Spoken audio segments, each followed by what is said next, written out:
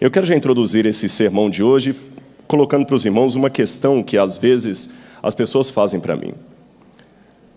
Pastor, você tem dúvidas? Espera-se que um teólogo não tenha dúvidas. Várias vezes as pessoas perguntam isso. Vocês que estudam teologia, que dão aula de teologia, vocês têm dúvidas? Tem alguma dúvida da Bíblia, coisas assim? Irmãos, deixe-me confessar para vocês nesta manhã que, em primeiro lugar, há dois tipos de dúvida. Há aquela dúvida de fé, que é uma dúvida mais existencial, e existe a dúvida doutrinária, questões da Bíblia que para nós não estão claras ainda. Eu confesso perante a igreja que os dois tipos de dúvidas sempre se encontram à minha disposição e sempre me assaltam.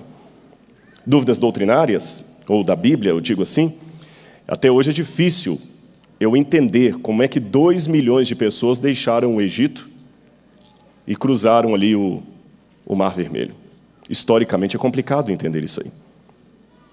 Eu não sei se aqui eu vou ter alguma explicação. Como é que uma mulher virgem pode ter dado à luz a um filho? Eu não sei.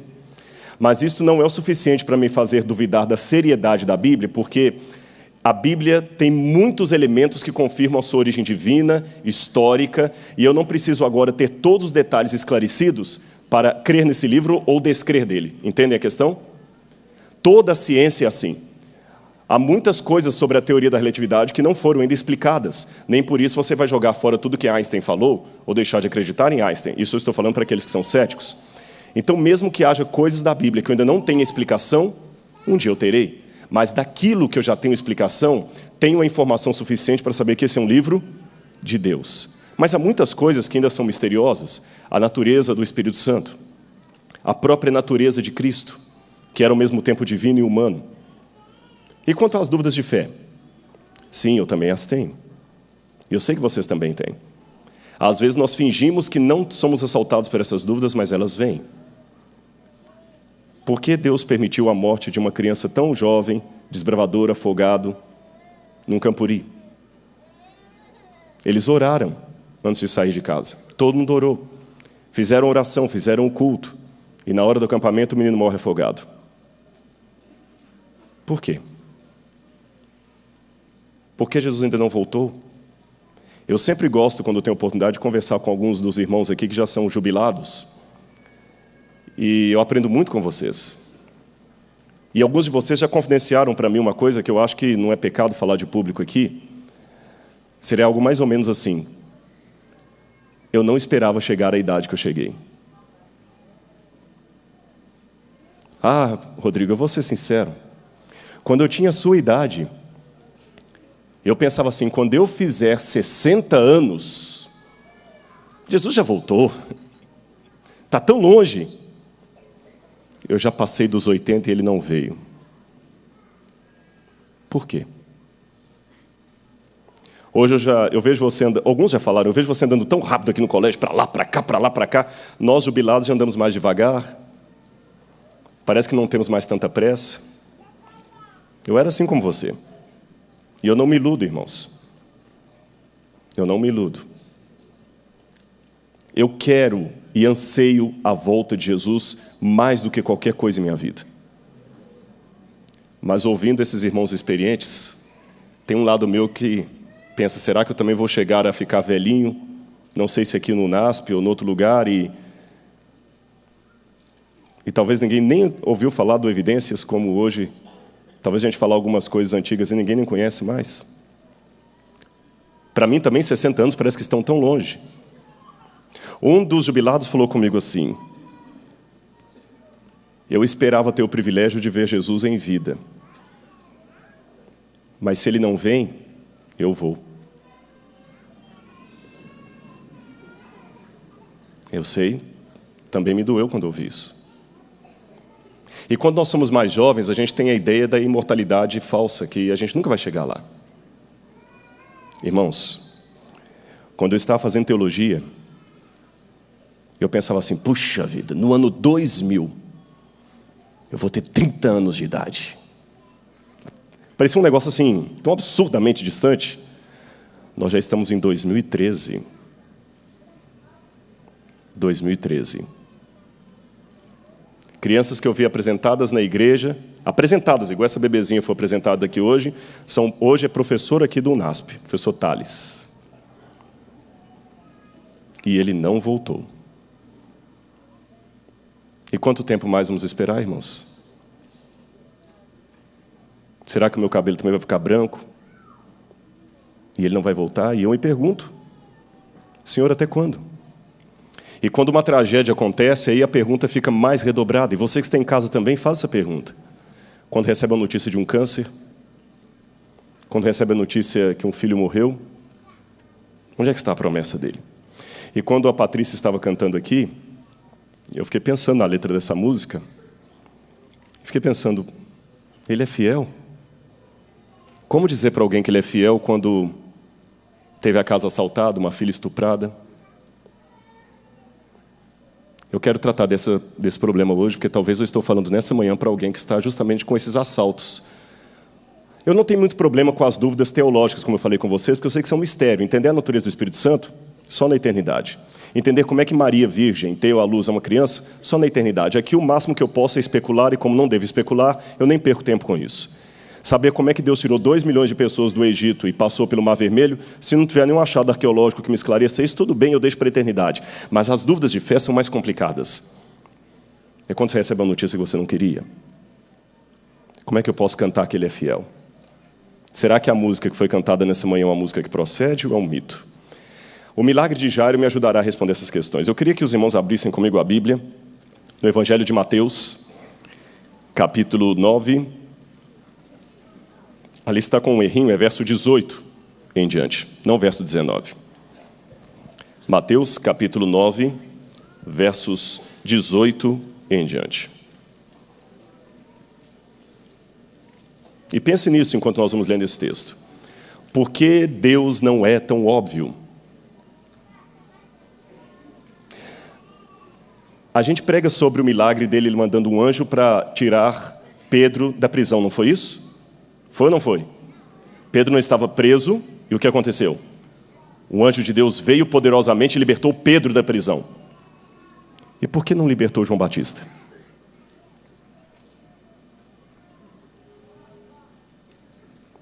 Por que Pedro foi liberto e João Batista não? O que é que faltou? Mais oração? E, por favor, embora eu respeite muito a tradição da igreja, não me tragam aquela frase, o verdadeiro cristão, pastor, não pergunta por quê, ele pergunta para quê.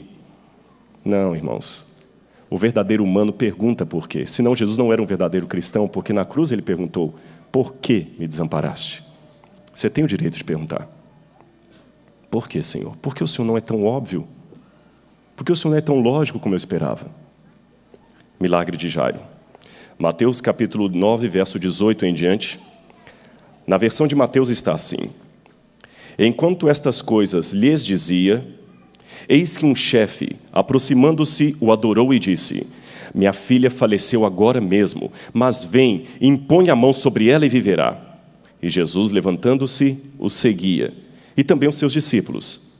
E eis que uma mulher que durante 12 anos vinha padecendo de uma hemorragia, veio por detrás dele e lhe tocou na orla da veste, porque dizia consigo mesma, se eu apenas lhe tocar na veste, ficarei curada. E Jesus, voltando e vendo-a, disse, tem bom ânimo. Tem bom ânimo, filha. A tua fé te salvou. E desde aquele instante, a mulher ficou sã. Tendo Jesus chegado à casa do chefe, e vendo os tocadores de flauta e o povo em alvoroço, disse, retirai-vos, porque ela não está morta, mas dorme.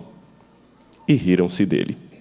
Mas afastado o povo, entrou Jesus, tomou a menina pela mão e ela se levantou. E a fama desse acontecimento ocorreu por toda aquela terra. Fique com sua Bíblia aberta, por favor. Fique com a Bíblia aberta que nós vamos meditar hoje neste texto. Mas para dar o contexto, eu queria mostrar para vocês um pouquinho onde tudo isso aconteceu. Qual o contexto histórico dessa passagem da Bíblia? Onde ela aconteceu, em que época aconteceu, o que aquele costume da época pode nos ajudar a entender este episódio da Bíblia. Coloca o próximo slide, por favor. Aí está o mapa da Judeia e da Galileia, o mapa de Israel dos tempos de Jesus. Como eu não estou com o controle aqui, porque às vezes falha, eu vou pedir a ajuda do pessoal para mudar lá as fotos quando eu pedir. Para você decorar o mapa onde tudo isso aconteceu é fácil, não é muito mistério. Israel é uma terra pequena, só para vocês terem uma noção, a distância hoje do Líbano até o Egito, pegando de norte a sul, é mais ou menos 450, 470 quilômetros de Israel. Se você pegar Israel aqui do oceano, do mar Mediterrâneo, até a fronteira com a Jordânia, você tem uns 120, 130 quilômetros. Então não é um país muito longo, é um país pequeno. Talvez menor do que o estado do Espírito Santo, ou do Rio de Janeiro. É um país pequeno. Na época de Jesus, era um pouquinho diferente a divisão de hoje. Para você decorar é simples. Vocês estão vendo ali no mapa uma primeira seta azul que eu coloquei ali em cima, viram? Não tem um lago pequeno ali? Aquele é o Mar da Galileia. Mar da Galileia, também chamado Mar de Genezaré. Muita coisa aconteceu ali. O Knesset. Knesset significa harpa em hebraico. Kinor significa harpa, violino. É porque ele tem o formato de uma harpa. Então, por isso eles deram para ele esse nome de Lago da Harpa. Knesset, ou Lago de Genezaré, ou Mar da Galileia. Apesar do nome Mar da Galileia, ali é de água doce. É uma lagoa. Ela deve ter mais ou menos uns 22 quilômetros na parte mais comprida dela, para uns 13 quilômetros de extensão. 20, 22 quilômetros por 13 de extensão. Um lago de água doce, a principal reserva d'água de Israel hoje. Em torno dali, muita coisa dos milagres de Jesus aconteceram. Vamos descendo. Se você descer aquele lago em direção à seta amarela, você tem um outro lago enorme. Estão vendo ali? O Mar Morto. Ali está o Mar Morto. Entre a seta azul e a seta amarela, ligando os dois lagos, você tem um rio muito famoso, o Rio Jordão. Então é fácil decorar. No norte, Mar da Galileia. No sul, Mar Morto. Ligando os dois, Rio Jordão. Volta os olhos para o Mar da Galileia. Naquela região ali, ficavam 3 tribos importantes de Israel. Naftali, Zebulun e Dan. Dan ocupava o que hoje são as colinas de Golã. Ali tem 3 nascentes que formam o Rio Jordão. Por isso que vem o nome Jordão. Jordão em hebraico é Yardenit, aquele que desce de Dan. Jordão, Yardenit, aquele que desce de Dan, porque ali ficava Dan e o rio vai descendo. Então o Rio Jordão desce, forma o Lago da Galileia, depois ele continua descendo, forma um outro lago, que é o Mar Morto, mas como ele não tem escoamento para lugar nenhum, ele vai acumulando ali, tem muito sal, aí sim você fala de um lago salgado, completamente salgado, não tem vida alguma ali, não tem peixe, não tem nada, e você pode até boiar na água, de tão densa que é por causa do sal. Agora, tem outras setas que eu queria mostrar para vocês. Do lado esquerdo, você tem uma outra seta azul mais clarinho, estão vendo? Ali fica a região da Judeia. Região da Judeia, onde ficava Jerusalém. Mais ao meio tem uma seta corvinho, não é isso? Ali fica a região de Samaria. E se você subir para a última seta verde, região da Galileia. Então imagina um sanduíche. Um pão, outro pão e um pedaço de queijo no meio. O pão de baixo, Judeia. O queijo, Samaria. O pão de cima, Galileia. Decoraram? Quais são as 3 partes? Então no sul fica a Judeia. No meio, Samaria. E no norte, Galileia. Ok. Agora deixa eu falar com vocês outras coisas. A pobre coitada da Samaria ficava realmente como um queijo ali no meio dos dois, porque ninguém gostava dos samaritanos. Quando um judeu vinha do norte para o sul, da Galileia para a Judeia, ele não passava por Samaria, ele dava a volta, só para não entrar em território samaritano. Jesus um dia passou por lá e encontrou aquela mulher que vocês conhecem, o Evangelho de João, capítulo 3, nos conta esse episódio aí. Uma outra coisa que eu queria falar, Jerusalém ficava onde? Em qual das 3 regiões? Galileia, Samaria ou Judeia? Judeia, Jerusalém fica aqui embaixo. Outra informação, Belém, aonde Jesus nasceu, ficava onde? Na Judeia. E Nazaré? Galileia. Agora vejam o trajeto. Jesus, a família de Jesus é da Galileia, é da cidade de Nazaré. Mas por causa do censo, eles descem para a Judeia até Belém. Aí vocês sabem a história. Jesus acaba sendo perseguido por Herodes e ele vai para onde? Quem se lembra? Egito. Passa em torno aproximadamente 1 ano no Egito, provavelmente. Do Egito ele volta e sobe de novo para Nazaré, para Galileia, onde ele foi criado. Por isso Jesus é chamado de Jesus o Galileu, embora por nascimento Jesus seja da Judeia. Jesus nasceu na Judeia, mas foi criado na Galileia. Outra informação importante. Estão vendo uma seta vermelha ali em forma de C? Ali onde ficava a cidade de Cafarnaum, onde aconteceu essa história que nós vamos contar para vocês. Agora, vamos mostrar mais um slide aqui. Eu quero mostrar de perto aqui ali. Pode passar o próximo? Não, faltam. Isso, você passou 2, né? Ali está a cidade de Nazaré e a cidade de Cafarnaum. Estão vendo lá a seta indicando as duas? Vocês perceberam que Cafarnaum fica à beira do mar da Galileia? Nazaré, na verdade, era uma vila. Sabe quantos habitantes deveria ter Nazaré no tempo de Jesus? Chutem, quem acha? Quanto? 5.000? Eu já ouvi uns 5.000, 2.000? Pastor Ranieri, quantos membros tem a igreja aqui no livro aproximadamente? 3.000? Nazaré tinha de 300 a 500 habitantes.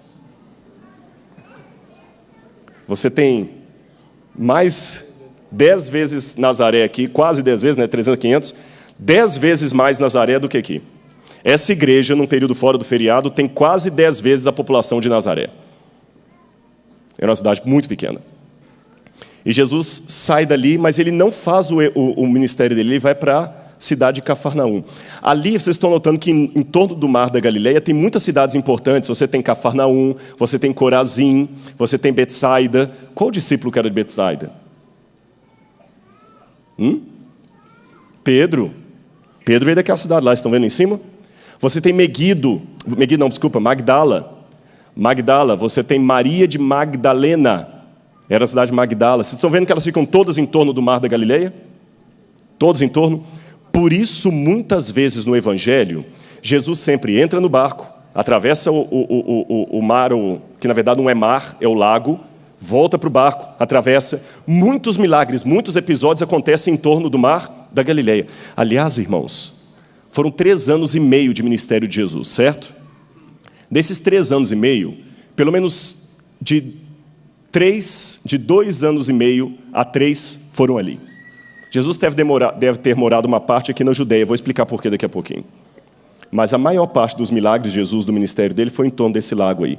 Eu me surpreendi quando estudei isso a primeira vez, porque a gente tem uma ideia que Jesus saiu vagando pelo mundo, igual um peregrino que esteve na Europa, que esteve em Roma, que esteve na... Ele só ficou ali.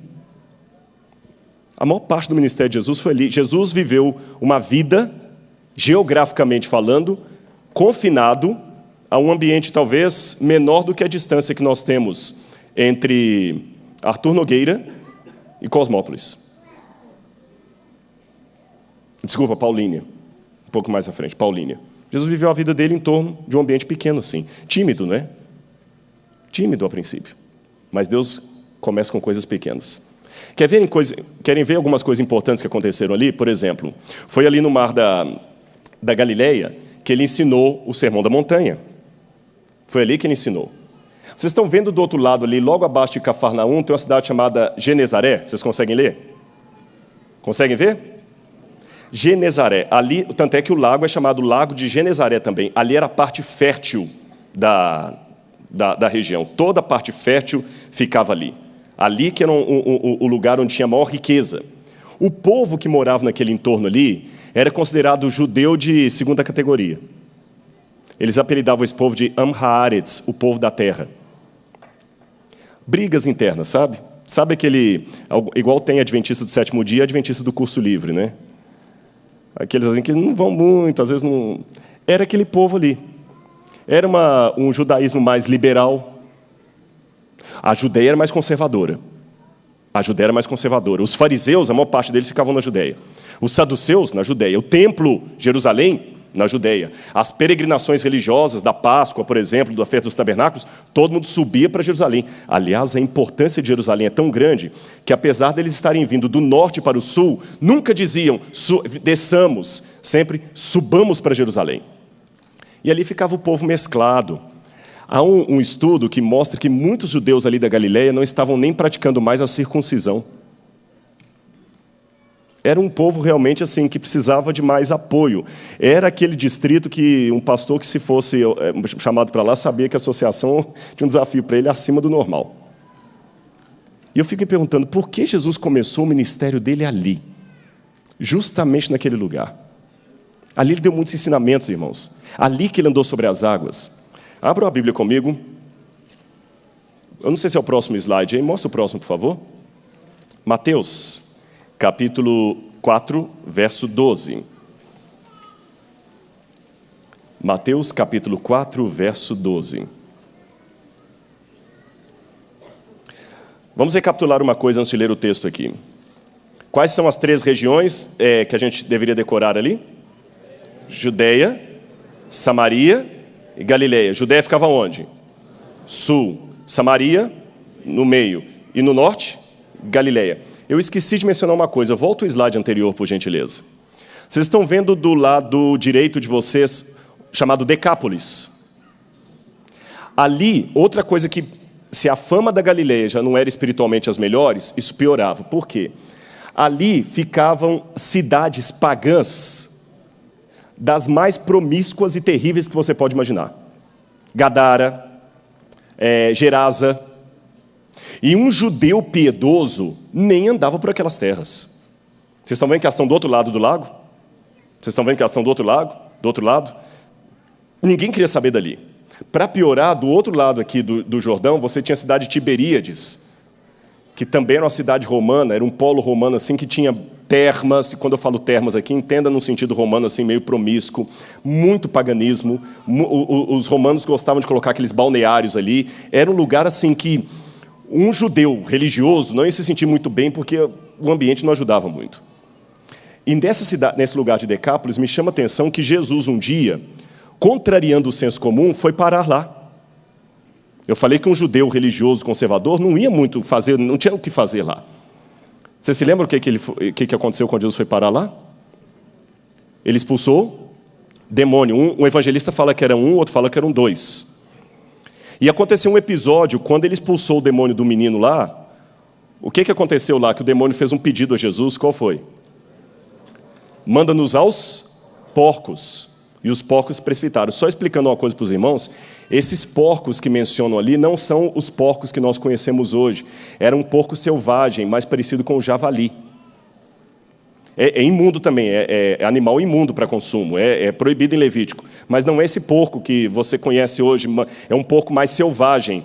Ele parece mais da família do javali. É esse tipo de porcos que o demônio entrou e se precipitaram ali. Agora vocês verem, os judeus tinham toda uma lei de alimentação que nem tocar em nada impuro podia. E vizinho do outro lado lá, aquele pessoal com porcos ali.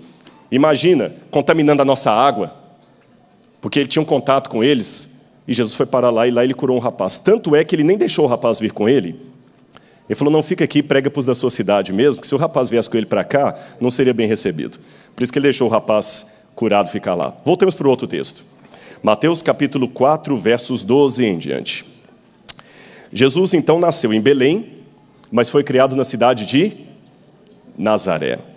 Só que, irmãos, o Evangelho me dá a entender que Jesus teve tanta rejeição em Nazaré, tanta, que ele praticamente foi expulso de lá. Ele sai de Nazaré e vem morar na Judeia.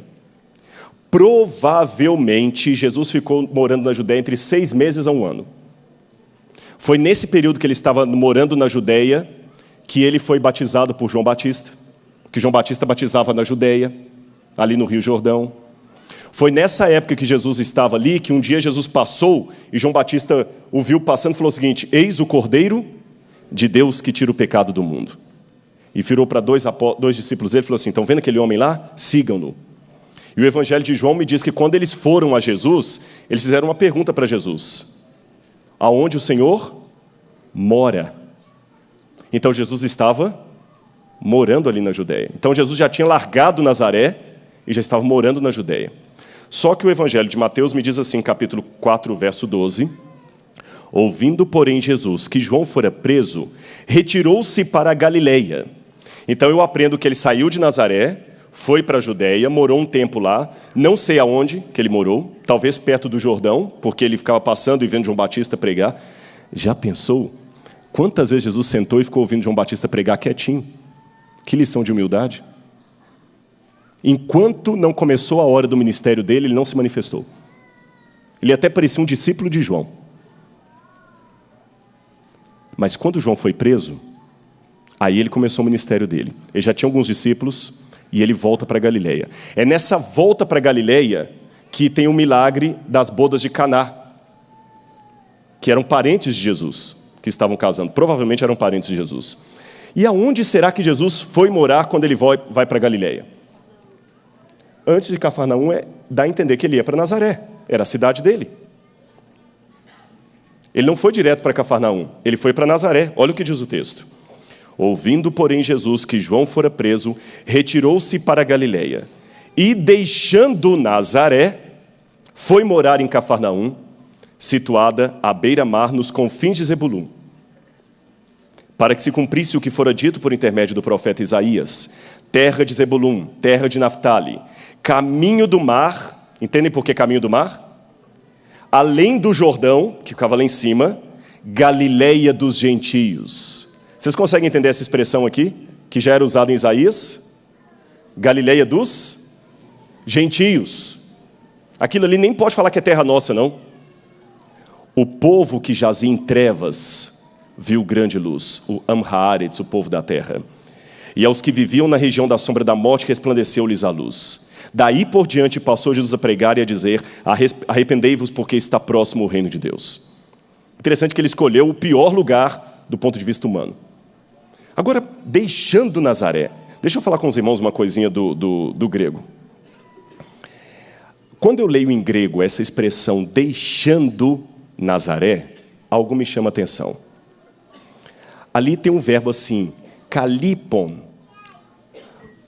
Quando a gente ensina grego, a gente ensina que o verbo para deixar, soltar, desamarrar é o verbo lio. É o verbo mais comum. Lio, ele deixou, ele soltou. Apolio, ele despediu.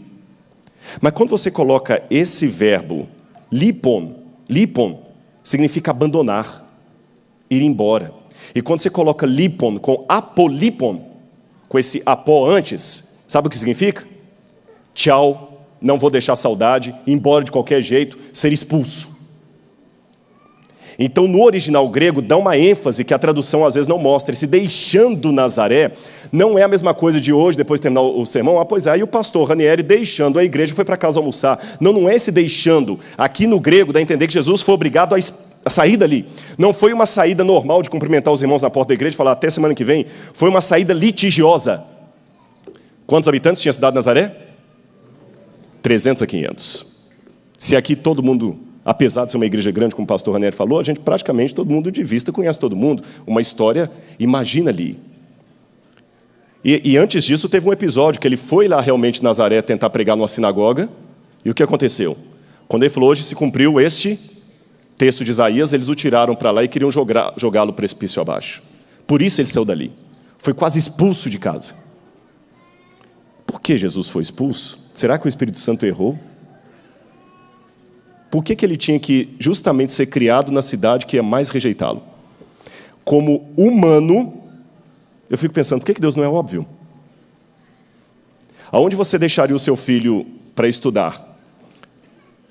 Se você fosse uma pessoa negra e estivesse vivendo na África do Sul na época do Apartheid, você colocaria o seu filho para estudar numa escola de negros ou numa escola de brancos?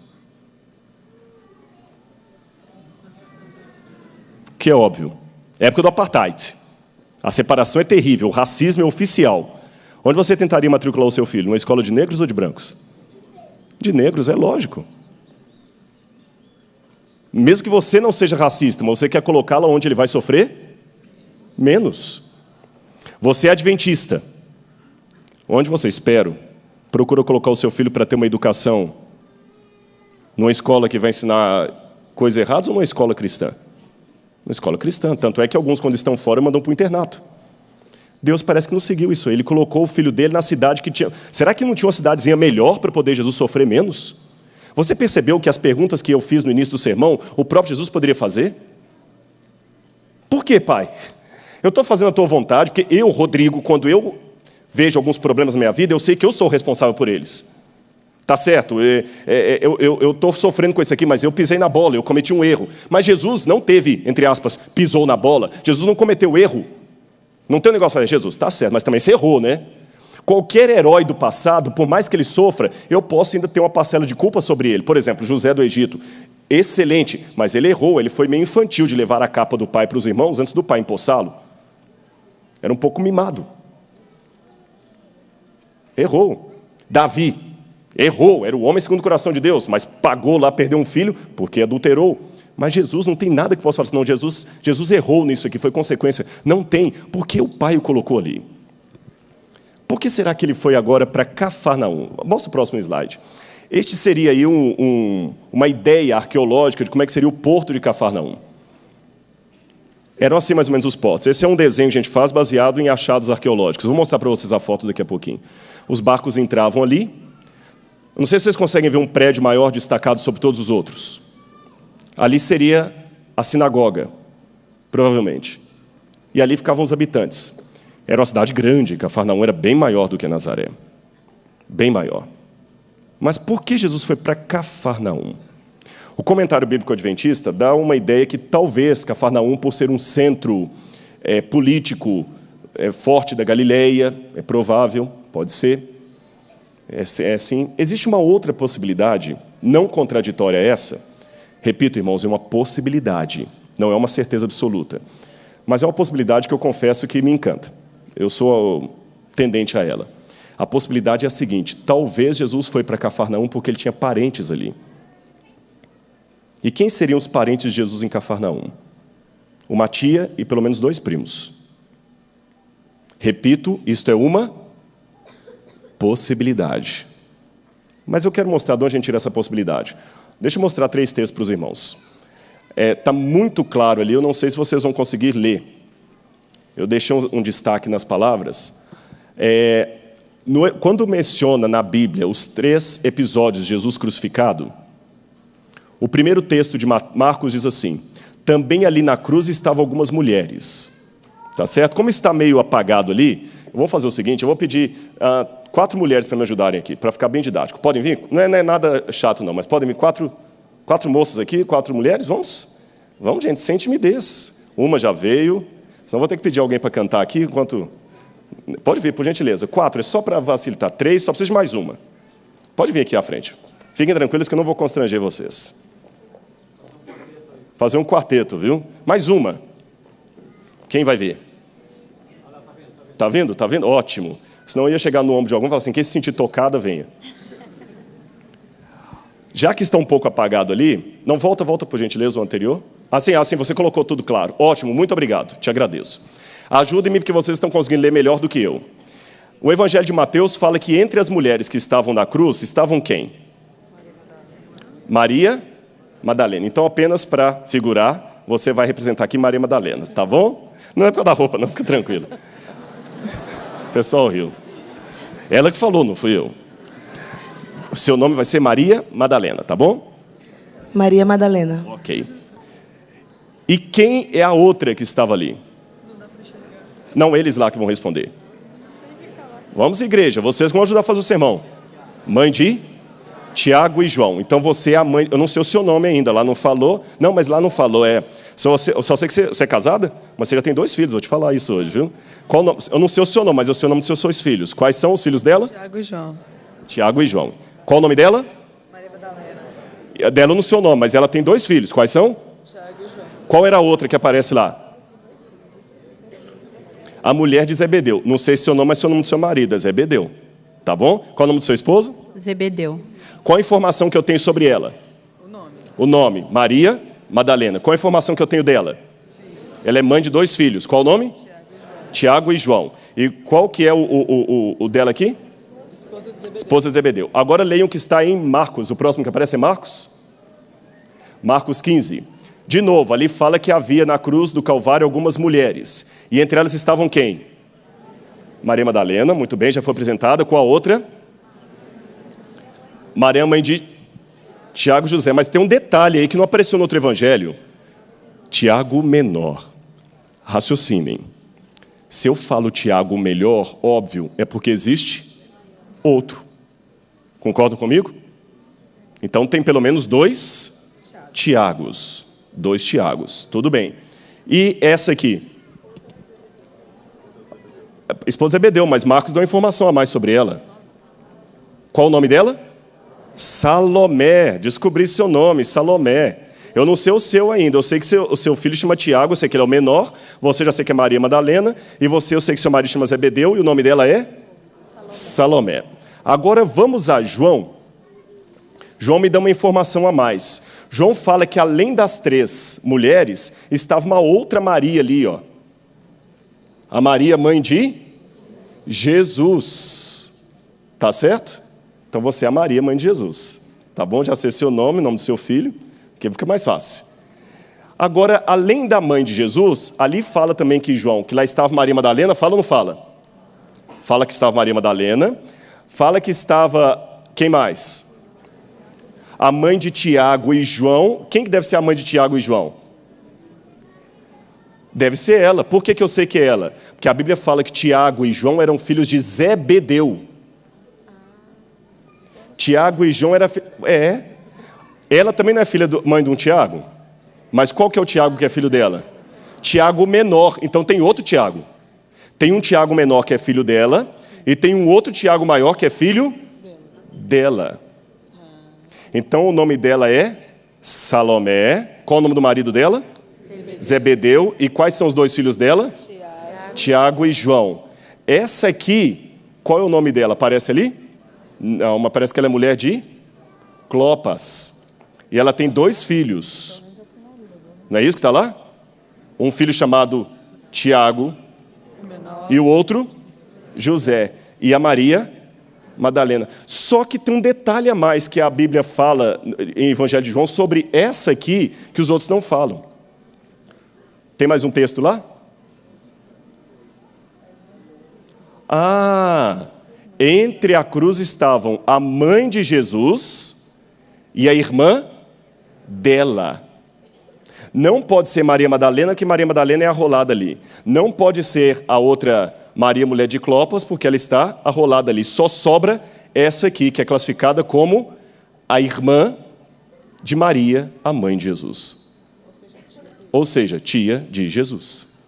Se proceder essa teoria de que ela é a tia de Jesus, então Jesus teria 2 primos, Tiago e João. Os irmãos entenderam? Pode sentar, muito obrigado. Viu que não foi constrangedor? Obrigado, viu? E você continua sem nome, viu? Então eu aprendi que provavelmente a irmã de Maria chamava-se Salomé. Maria tinha um cunhado chamado Zebedeu e 2 sobrinhos chamados Tiago e João. Repito, irmãos, é uma certeza absoluta, mas é uma possibilidade. Que me esclarece um outro texto. Mostra a próxima passagem aí. Não vou ler na Bíblia, vamos ler direto ali por causa do tempo.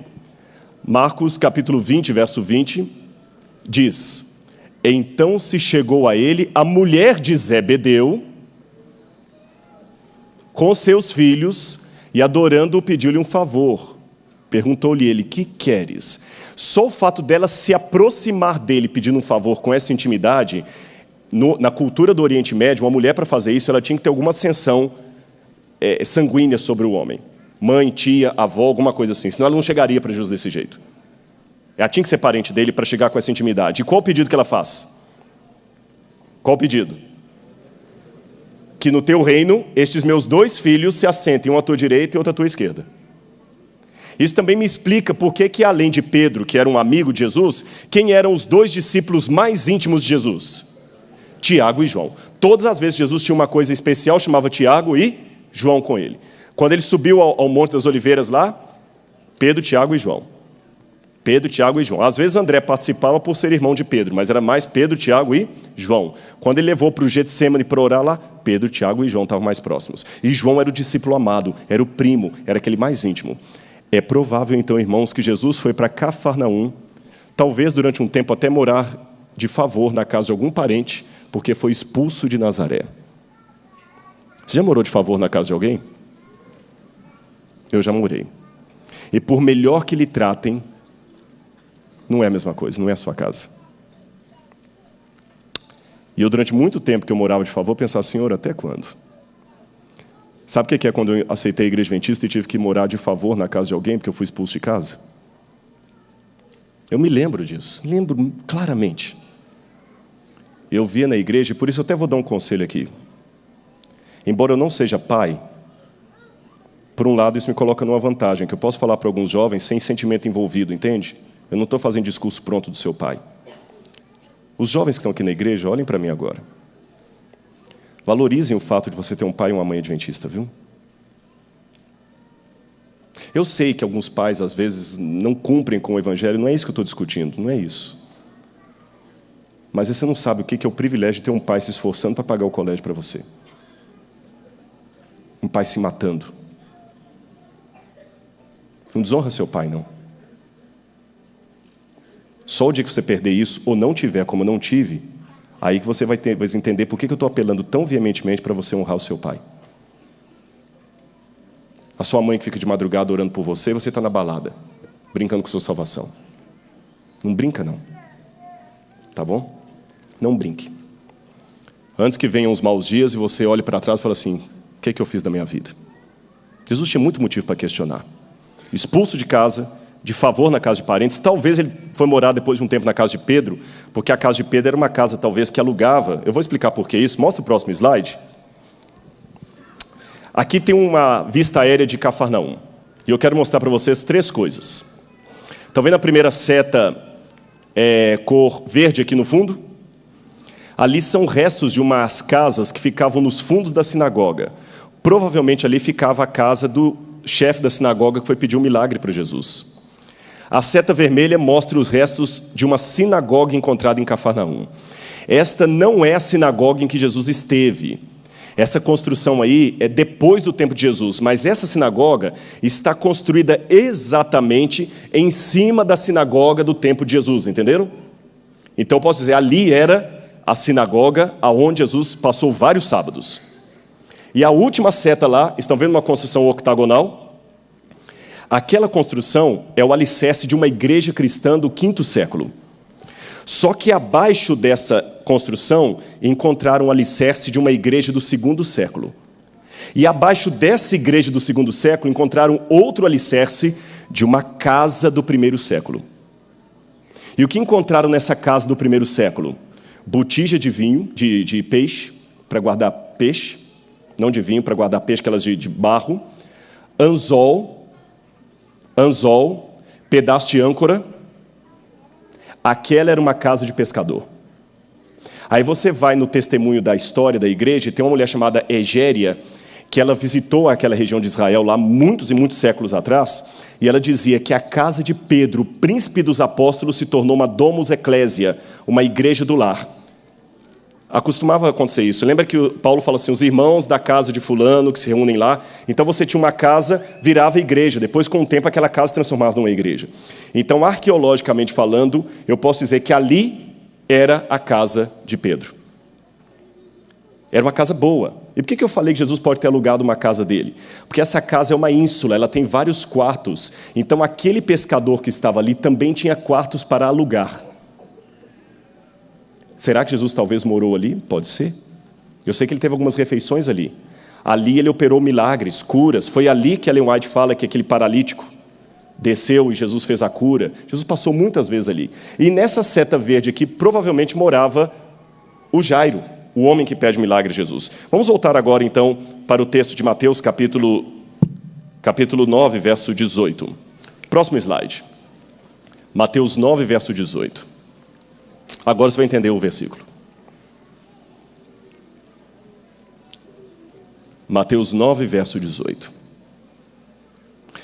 Eu, de novo, peguei uma foto aérea com vocês, só que eu quero explicar uma coisa. Vocês estão vendo a seta verde de novo? Casa de Jairo. Estão vendo a seta azul? Sinagoga. Estão vendo a seta vermelha? A casa de Pedro. Mas vocês estão notando que está diferente? Tem um telhado por cima? é que hoje construíram uma igreja católica ali por cima. Aquela foto anterior foi antes de construir a igreja. E lá aquela seta azul mais escuro é onde ficava o porto. Estão vendo o porto? Tem um resto ainda do porto lá, olha. E por que eu coloquei casa de Mateus ali como uma interrogação? Você vai entender daqui a pouquinho. Jesus morou nessa cidade ali. Ele saía, entrava naquele porto ali, pegava o barco de Pedro e iam pregar lá na outra cidade. Passavam um dia inteiro pregando.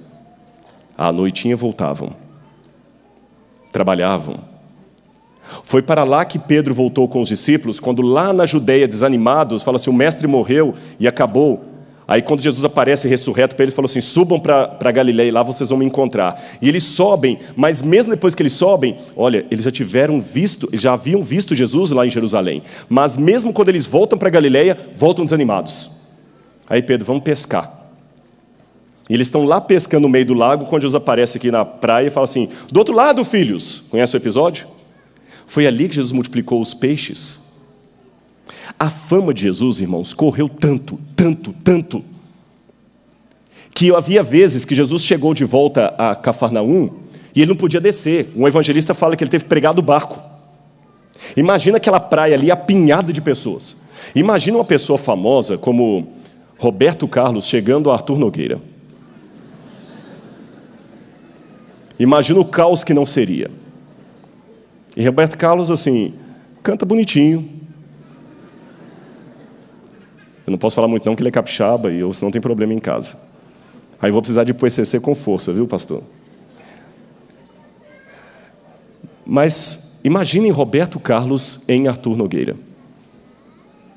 Agora, a confusão que ia causar é porque é apenas um homem que cantor famoso. Imagina se a fama desse homem é de ressuscitar mortos, multiplicar comida, desafiar a gravidade, porque ele andava sobre as águas.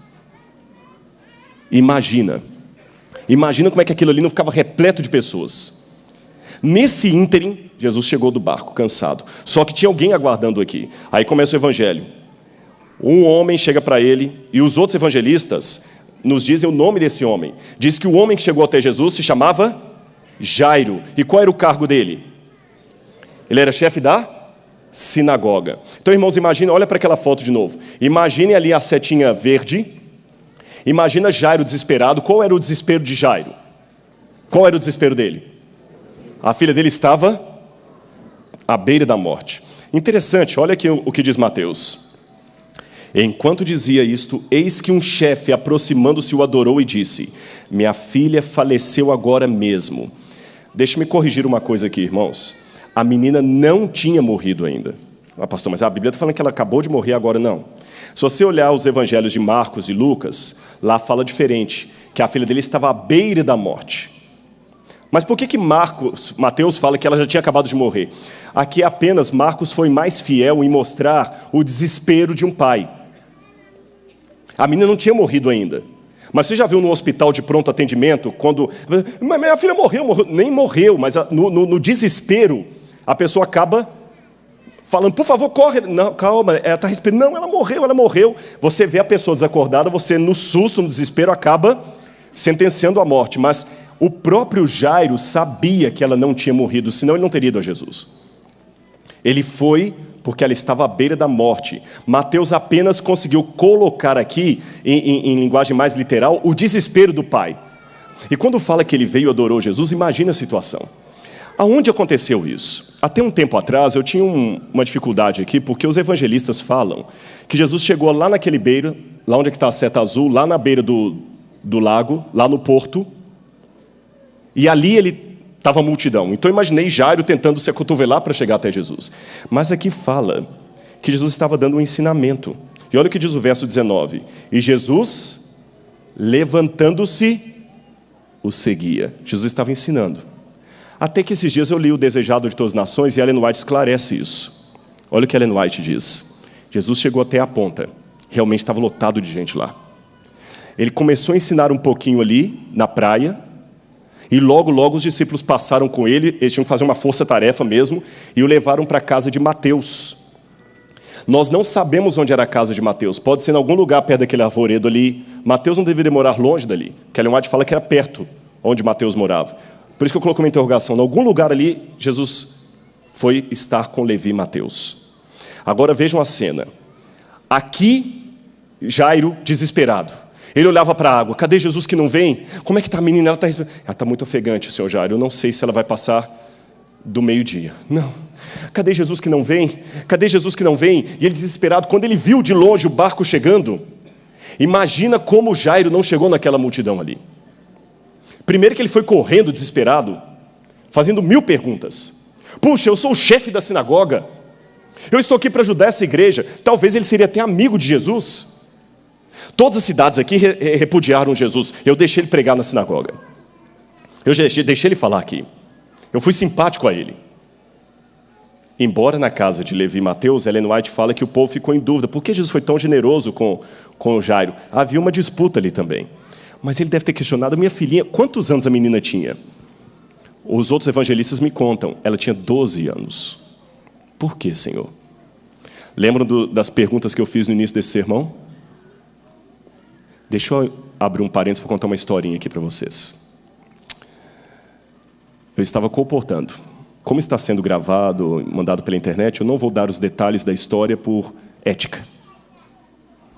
Mas vou contar a história para vocês. Eu estava desesperado para voltar para o colégio. E fui colportar numa cidade com alguns amigos. Um deles tinha um carro, era um Passat. Nós rachamos a gasolina e fomos para trabalhar com belas histórias da Bíblia em igrejas evangélicas. E nós fomos visitar durante a semana uma igreja muito rica, com mais de 1.400 membros numa cidade. Deputados frequentavam ali, gente famosa. E nós conversamos com o pastor auxiliar da igreja. E o pastor, não, vocês podem vir domingo, nós temos o culto principal. Quem já trabalhou em comportagem sabe como é. A gente entregaria os folhetos, né? E pode contactar. Ele abriu, a gente saiu dali feliz. Essa igreja aqui, nós vamos tirar o estipêndio aqui para voltar para o colégio. Eu estava muito feliz, porque aquelas férias não estavam muito boas, não. E aquela igreja ia ser a nossa salvação. Domingo nos arrumamos, todo mundo de paletó e gravata. Paramos o carro na porta da igreja, sentamos lá no fundo. Só que nesse ínterim, o pastor sênior, né, tem o auxiliar e o titular. O titular veio pregar. E ele começou assim, irmãos, antes de fazer esse sermão, eu quero dizer para vocês uma coisa. Desculpem, eu já conversei, eu repreendi ele ali atrás, o meu pastor auxiliar, ele ainda é novo ainda, ele não tem muita experiência, e ele cometeu um erro essa semana, eu estava viajando, ele recebeu, não sei se estão por aqui, em uma igreja grande assim, um grupo da igreja adventista, de uma seita. Esse pessoal, irmãos, eu falo com vocês, eles têm uma profetisa chamada Ellen White, que eles colocam no lugar da Bíblia, eles são fanáticos, eles são legalistas, eles acham que tem que guardar a lei para ser salvo. Esse pessoal é do diabo, e se eles estiverem aqui no nosso meio, e a gente já tinha no início do culto dado... Podem rir, hoje também eu rio, mas naquele dia foi triste. Ele falou. Eu abaixava no banco assim, a gente olhava para a cara um do outro, mas o homem falou. Ele gastou quase 30% do tempo do sermão detonando a igreja adventista e recomendando aos irmãos a não comprarem nada de Casa Publicadora Brasileira. Ele levou até alguns livros lá. E naquela hora eu fiz uma oração. Talvez como pedido de Jairo aqui, né? Salvaguardadas as devidas proporções. Falei, Senhor, eu tenho uma semana para voltar para o colégio. Eu não quero trancar meu curso de teologia. Eu estudei no IAN. Senhor, em nome de Jesus, irmãos, olha, nos meus 42 anos de idade, aquela foi uma das orações mais fervorosas que eu já fiz da minha vida. Em nome de Jesus, manda agora um castigo nesse homem, Pai. Senhor, Ele não está falando de mim, Ele está falando da Tua igreja, Ele está falando da obra da colportagem.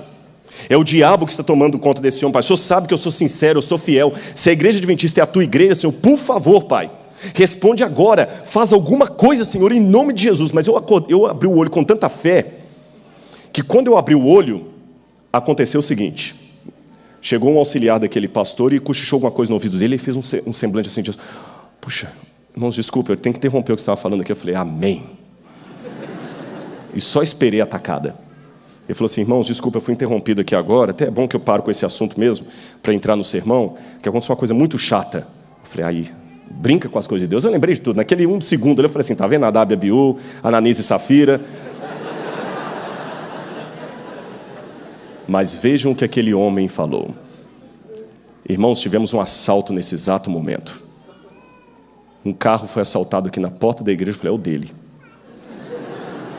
Os bandidos levaram e acabaram de avisar que o carro está quebrado lá fora. É um Passat com placa de Cândido Salles. Era o carro que a gente estava com ele. Saímos os 4 teologandos para fora. Um não era teologando, os outros 3 eram. Hoje são pastores aí no Brasil. Saímos os 4 para ver na porta da igreja aquela lá. Alguém bateu, ventarola que aqueles Passatos tinham, quebrou ali, abriu a porta. Um colega, a gente estava mudando de uma campanha de um lugar para outro, tinha mala lá, tinha roupa espalhada pelo calçado, até gravata, paletó. Um lá mais vaidoso tinha um secador de cabelo que estava no chão lá na frente. Bíblia, olha, eu fui achar a bela história da Bíblia rasgada, a gente ainda teve prejuízo ainda, porque estragou algumas que estavam ali, e o prejuízo foi grande. Vocês querem saber como é que essa história termina? Atentem mais 15 minutos de sermão e eu conto para vocês. Lembrem-me para eu não esquecer. Por enquanto eu só quero ratificar a questão que, por que Deus não foi óbvio? Raciocine comigo, vamos agir agora racionalmente. Eu estava ou não estava fazendo o trabalho de Deus com a comportagem? Se vocês tiverem dúvida disso, eu vou ficar preocupado se eu entrei na igreja certa. Estava ou não estava? Irmãos, é comportagem, não é geleia, não. Não é obra daquele outro anjo, não. Vendendo açúcar, né? Falando vendendo livro. Livro.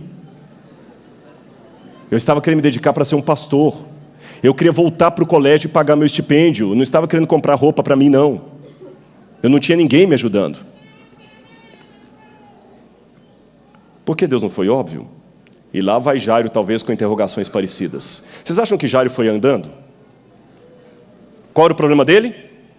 Filho à beira da morte, quase morrendo. Ele chegou lá na casa, ele chegou na praia, Jairo deve ter empurrado as pessoas. Sai, sai, eu estou com pressa. Saiam, saiam. E foi empurrando, como você faria.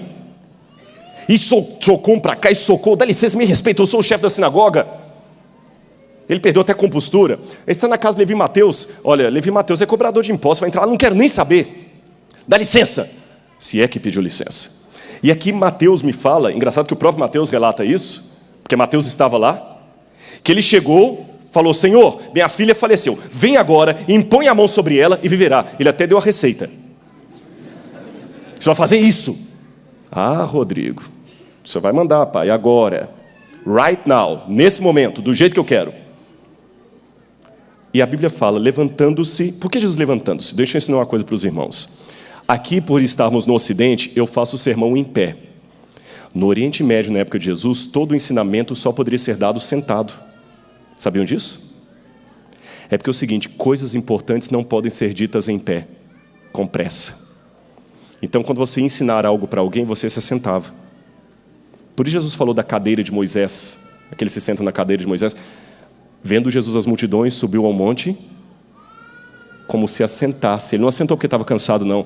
Se eu estivesse no Oriente Médio naquele tempo, eu leria a palavra de Deus em pé, mas na hora de explicar eu faria sentado. É o costume. Então Jesus estava ensinando. Jesus levantou e o seguia. Nos outros evangelhos, dá a entender, quando você olha no grego, Jesus foi seguindo...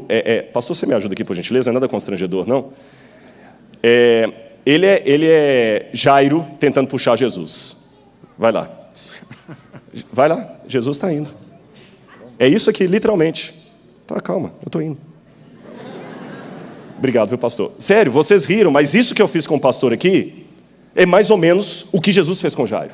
Desculpa, a pressa é sua, não é minha. A pressa é sua, a sua filha, tá? Não é a minha. Foi isso que ele fez. Já imaginou você puxando? Pensa, pastor, a Renata. Desculpa a comparação, eu quero ser forte aqui para dar vivacidade à Bíblia. A Renata se acidenta, você está sem o carro na sua casa, você liga para mim. Rodrigo, por favor, me ajuda a levar a Renata agora para o... Tá bom, pastor, vamos lá. E eu vou bem devagarzinho, andando a 30 por hora. Só assim, Rodrigo, desculpa, o carro não é meu, mas deixa eu dirigir esse negócio aí. É a situação de Jairo. Por que Jesus foi tão moroso? Para piorar. A multidão ali, Jesus para no meio do caminho. E os outros evangelistas são mais completos do que Mateus, eles dão mais detalhes. Por que Jesus parou? Tinha uma mulher doente, com fluxo de sangue. Quantos anos aquela mulher sofria daquela hemorragia? Você se lembra? 12 anos. Eu tenho médicos aqui comigo. Aquilo, pelo que eu li em alguns comentaristas, eu não sou médico, deveria ser alguma irregularidade menstrual que provocava naquela mulher mais fluxo de sangue do que devia e falta de regularidades. Ela menstruava numa época, noutra, e hoje não teria muito problema com isso aí. Talvez hoje, a medicina hoje não teria muito problema, mas para a época teria, não só em termos médicos, mas como em termos espirituais. Porque a mulher com fluxo de sangue era impura. Mulheres, deixa eu explicar para vocês, antes que alguém que está assistindo em casa pense que a Bíblia é machista. Quando o povo de Israel saiu do Egito, eram pessoas escravas.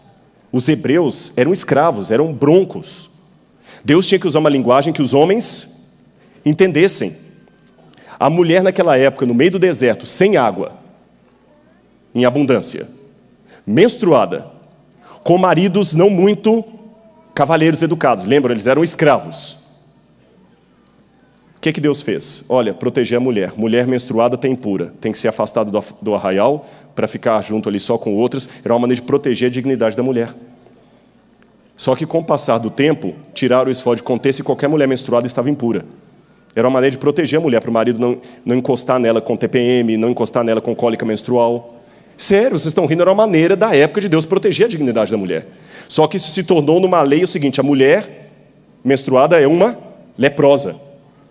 Só o fato dela vir a Jesus sem o marido, pela cultura da época, ela já tinha sido abandonada ou era viúva. Uma mulher casada não viria de livre espontânea, ela tinha que ser abandonada ou viúva. Então o marido já tinha andado embora, tinha dado carta de divórcio ou morrera. E ela sozinha, não podia ir à sinagoga, não podia ir ao templo, não podia participar das festas religiosas, ninguém gostava de ficar com ela. E ela veio no meio da multidão ali. E a Bíblia fala que ela fez o quê? Posso o próximo slide, por favor? O que a Bíblia fala que ela fez? Vamos ler aqui na Bíblia, verso 20. Eis que uma mulher que durante 12 anos vinha padecendo de uma hemorragia, veio por detrás dele e lhe tocou aonde? Como está na sua Bíblia? Na orla da veste. Essa expressão, a orla da veste, é o seguinte. Tzitzit é um nome hebraico que se dá para essas cordinhas. Estão vendo essa foto aí? Isso é um judeu andando nas ruas de Jerusalém. Vocês estão vendo que ele está andando com uma camisa branca e tem umas cordinhas ali penduradas? Essas cordinhas é o que Jesus deveria ter na época. Se você ler o livro de Números, lá no livro de Números, capítulo 15, se eu não me engano, acho que é o capítulo 15, de Números, lá fala que os judeus deveriam ter essas cordinhas religiosos amarrados na sua capa para mostrar que eles eram um povo diferente, que faziam oração. Então até hoje os judeus têm. Quando ele faz oração, ele coloca ali. Estão vendo ali o pano que ele coloca por baixo? Estão vendo mais 3 fotos lá? Um menininho aqui também, com as cordinhas.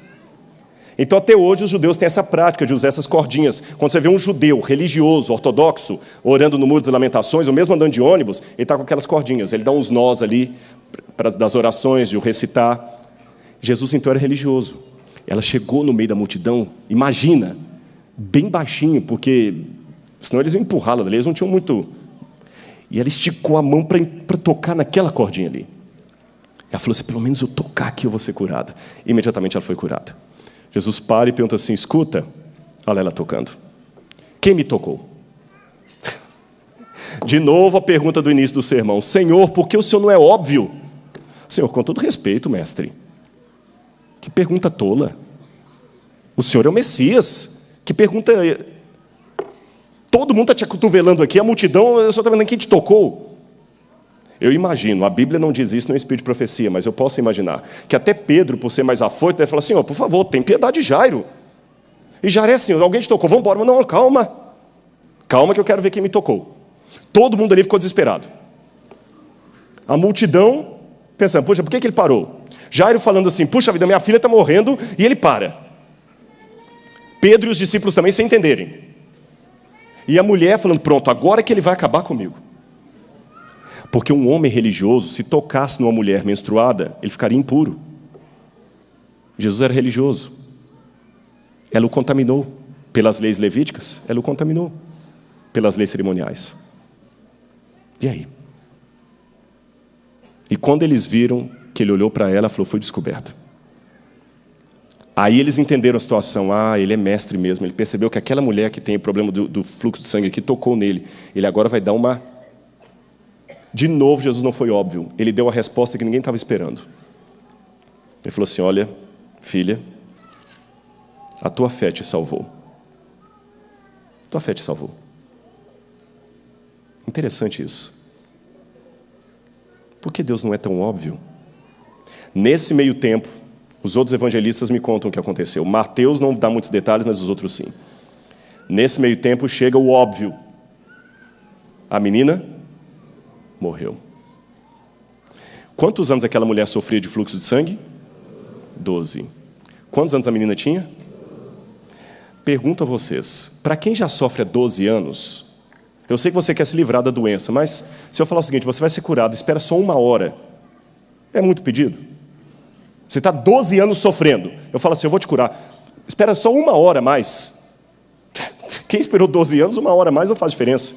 Mas para a menina que estava à beira da morte, 1 minuto fazia diferença. E Jesus parou. Chegou e falou, Jairo, eu estava te procurando, não interrompe mais o mestre, não me incomode não, sua filha morreu. De novo o Senhor não foi óbvio. Pastor, vou te mostrar como é que foi agora a situação, só por gentileza. Lembra a ilustração que eu fiz com o pastor no início? Que o pastor me puxava e eu ficava reticente? Agora, pelo que dá a entender na Bíblia, Jesus levou a Jairo. Dá a entender que ele não queria mais ir. Ele falou, calma, agora eu que vou te levar, vem cá. Vamos lá para sua casa. Obrigado, pastor. Ele não queria ver a filha morta. Jesus que puxa. Vamos, agora é comigo. Irmãos, quem já teve a desdita de ter a perda de um ente querido vai entender o que eu vou dizer. Quando você recebe uma notícia assim, olha, está morrendo, está na UTI, você ainda tem esperança. Você pede oração na igreja. Mas quando fala assim, morreu, desanima. Jesus tinha que esperar a menina morrer. Quando ele chega na casa de Jairo, mostra o próximo lá. Já estava lá o pessoal, as flautas. Ele fala, sai todo mundo daqui. Senhor, sai, ela dorme. E começaram a rir dele. Riram dele. Eu também riria. De novo, Jesus não foi óbvio. A menina estava morta. Os médicos que havia ali disseram, ela morreu. Chega um carpinteiro e fala que está morta. Ele nem viu a menina. Imagina se fosse hoje. Desculpa, eu que sou médico, não vi a menina. Você que... Eu que sou médico, vi a menina, falo que ela está morta. Você que não é médico e nem viu, fala que ela está só dormindo. Você quer saber mais de medicina do que eu? Jairo, deixa eu subir lá. Entrou apenas Jesus, Jairo, a mãe da menina, e Pedro, Tiago e João. Desculpa, André, parece que André também foi. E aí Jesus vira e fala assim, menina, psiu, taleita, cumi. Menina, levanta. E naquele momento ela voltou à vida. E de novo Jesus falou algo nada lógico. Jairo, Senhor, minha filha voltou. Jairo, Senhor, Senhor, obrigado. Jairo, não conta para ninguém. Os outros evangelistas falam, Jesus falou para ele não contar para ninguém. Mas Mateus fala que a fama se espalhou. Eu acho que é a única ordem de Deus assim que ele não fica bravo da gente desatender, né? Não conta para ninguém. Como não? Mas Jairo deve ter perguntado, Senhor, por que o Senhor deixou passar esse susto? O Senhor podia ter curado a minha lá da praia. O Senhor não curou o servo do centurião? Lá da praia o Senhor podia ter curado. Aí Ellen White fala que a extremidade do homem é a oportunidade de Deus. Você está questionando a Deus? Deixa eu mostrar para vocês como é que terminou aquela minha história. Sabe que aquela história aconteceu quando eu estava na coportagem, no 2º ano de teologia. Faça as contas. Isso foi em 1990. Eu tive a resposta esse ano. Numa das andanças aí pelo Brasil, de novo, eu não vou dizer aonde nem o local, num congresso eu fui abordado, porque, não sei se os irmãos sabem, às vezes a gente prega em igrejas evangélicas também. E chegou um menino e eu acho bonito quando as crianças se interessam pelo Novo Tempo. E ele falou assim, eu gosto do seu programa. E a mãe veio, e uns 8 anos, 10 anos. E a mãe pediu para tirar uma foto com ele e falou assim, olha, muito obrigado por tratar bem meu filho. Nós em casa todos assistimos o meu pai. Eu falei, que bom. E meu pai pediu para fazer uma coisa. A gente, até a sua pregação de Orion, tudo da internet a gente acompanha. Eu falei, que ótimo, louvado seja Deus. E ela falou assim, o meu pai era pastor da igreja X, na cidade X. Eu falei, Ela falou, mas nós tivemos um desentendimento lá com essa igreja e nós resolvemos fazer um ministério nosso. Você é adventista, mas eu não sei se você daria a honra de pregar para a gente um dia. Nós pagamos a passagem de avião para você vir, para pregar para a gente aqui um domingo, porque o meu pai vive copiando os seus sermões e outras coisas mais. Eu falei, tá, vamos trabalhar nisso sim. Eu vou pregar algum tempo desse aí, nesse lugar lá. Não vou falar qual, porque eu não quero identificar qual lugar. E num dos e-mails que eu estou trocando com a filha desse pastor, ela falou assim, você aceita almoçar conosco? Fique tranquilo que nós aqui, uma das coisas que nós aprendemos com os adventistas é que nós seguimos a prescrição levítica. Nós não comemos nada impuro aqui em casa. E eu vou pregar nessa igreja. E eles não sabem que aquele é o pastor que anos atrás me botou para correr. E que hoje assiste a Novo Tempo.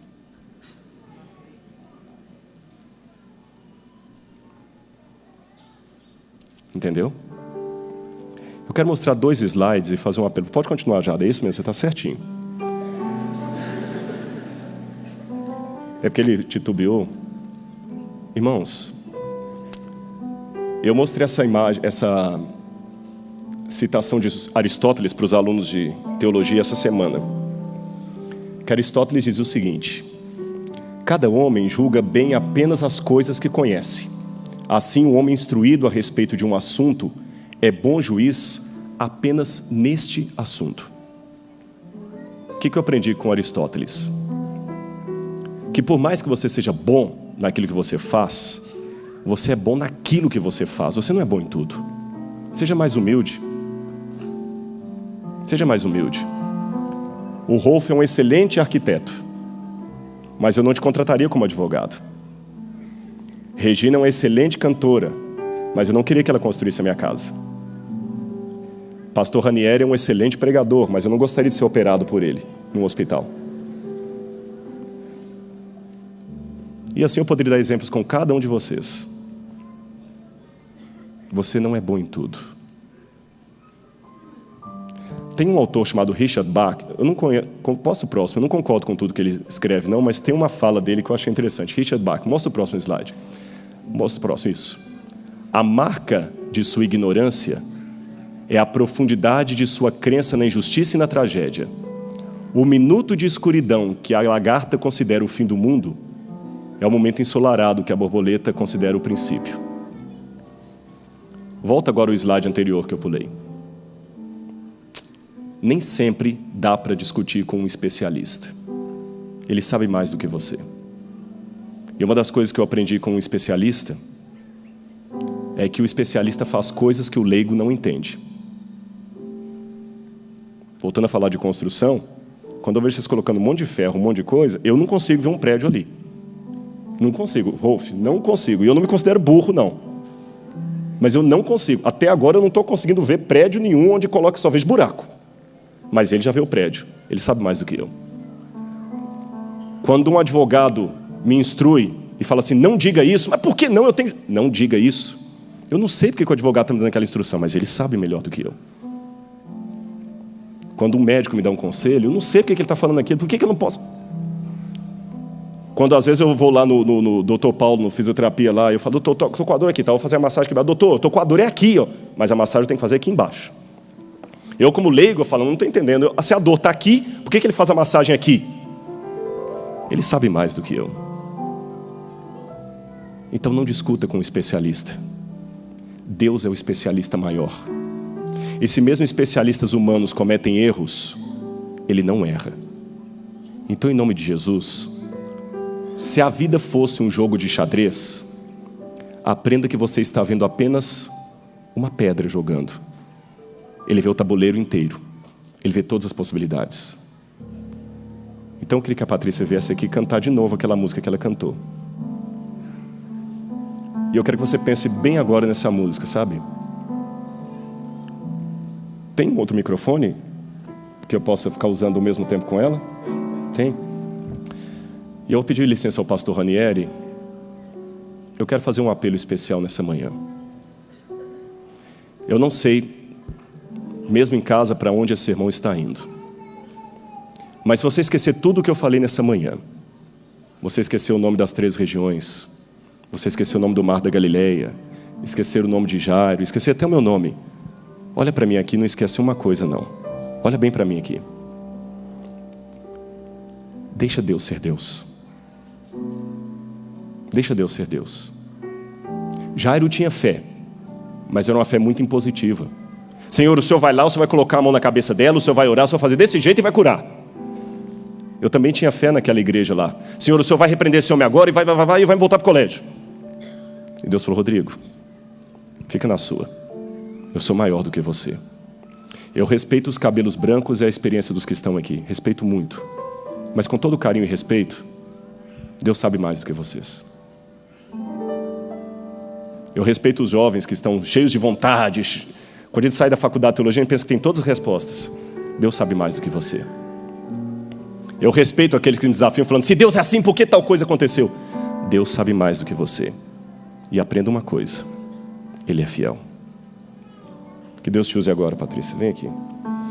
E enquanto ela estiver cantando, se alguém nessa manhã estiver sentindo um desejo especial, não sei se tem alguém nessa manhã que talvez não passou pelas águas do batismo, está com dúvidas de fé, alguém que está se sentindo afastado de Deus, ou mesmo que quer representar alguém que não está aqui nessa manhã, vem aqui para fazer uma oração especial por você, enquanto a Patrícia canta essa música, que Deus é fiel.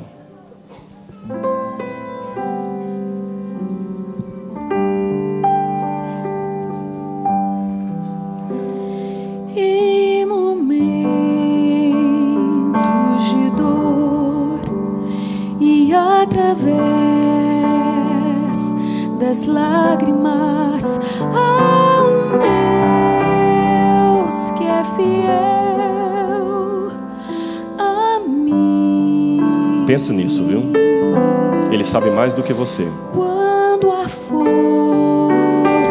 se vai e descanso não há, há um Deus que é fiel a mim. Não esquece isso não, viu? Ele te ama mais do que tudo nesse mundo. As promessas está a cumprir. O que é impossível, meu Deus faz por mim.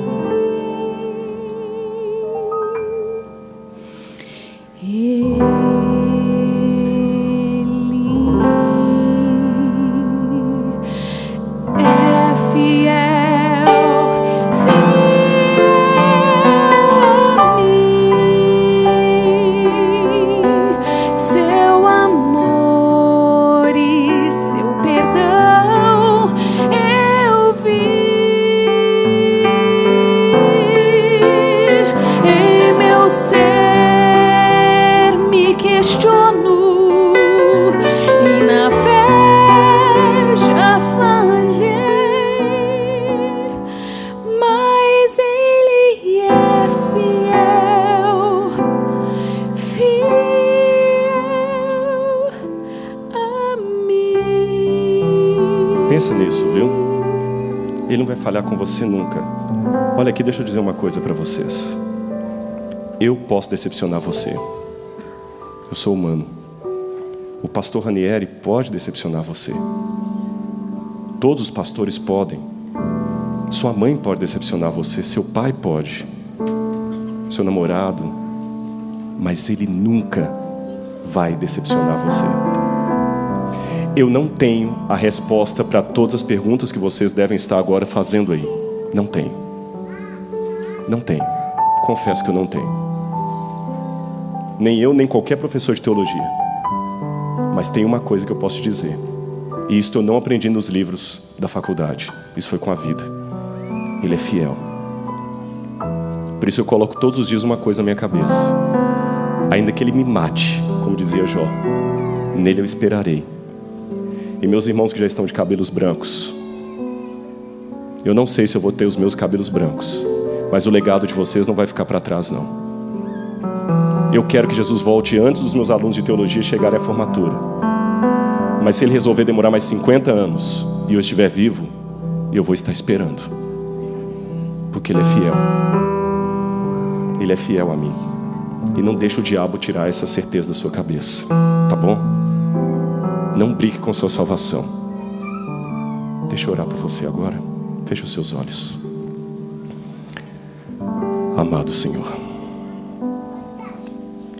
não em meu nome, ó Pai, não em nome de qualquer homem deste planeta ou desta história, mas no sagrado nome de Jesus, eu coloco todos agora diante do Teu altar.